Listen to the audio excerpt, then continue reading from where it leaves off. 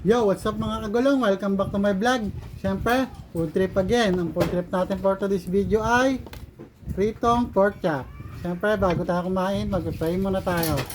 Ama, maraming salamat po sa biyayang nakain sa aming pagkainan ngayong araw na ito. Pangalan po ni Jesus, lakila po namin tagapagligtas namin. So, paano mga kagulong? Let's eat! Pork chop. Tapos meron tayo dito. Mantomi.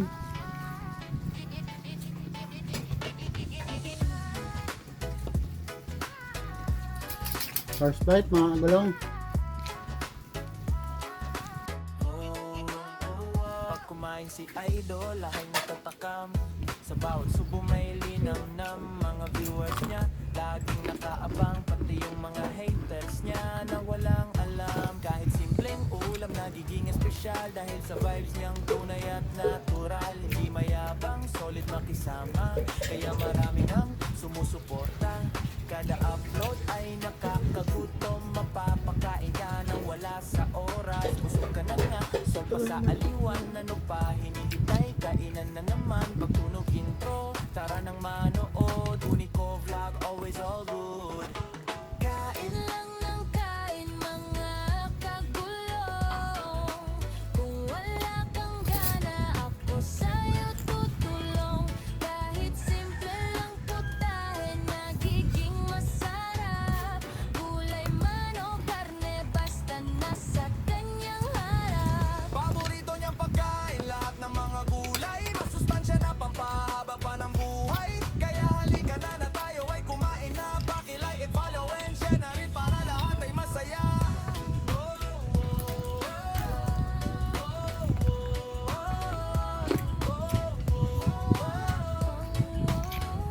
Automatic good vibes ang dala-dala, hindi lang pagkain ng kanyang content, kasama ang respeto at pagharap.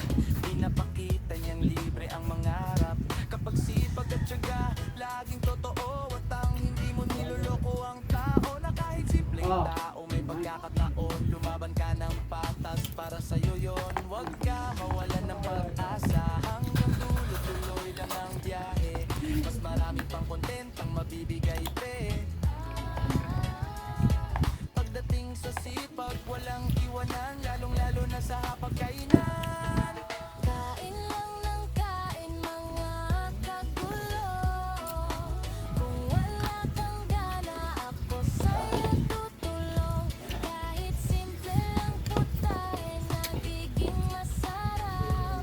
Gulay man o karne, basta nasa kanyang harap. Paborito niyang pagkain, lahat ng mga gulay, masustansya na pampahaba pa ng buhay. Kaya halika na tayo ay kumain na, pakilike and follow and share na rin para lahat Last ay bite mga masaya. kagulong.